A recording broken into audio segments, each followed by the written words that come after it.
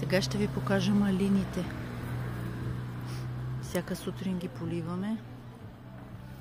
Доста са родили. Имаме и бели. И те са много вкусни, но не са толкова сладки, са по-кисели.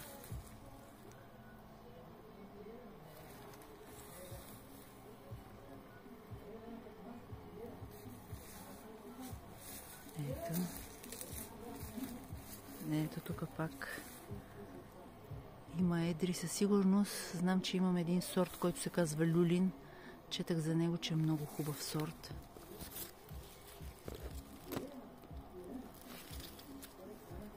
Сега малините са доста скъпи и човек, ако може, си струва да гледа. Ето и тук.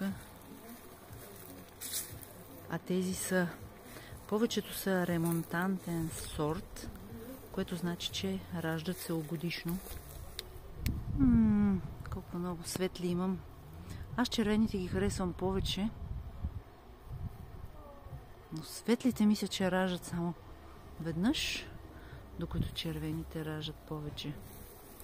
Не съм още толкова сигурна, но ето и целият малинак. Оп.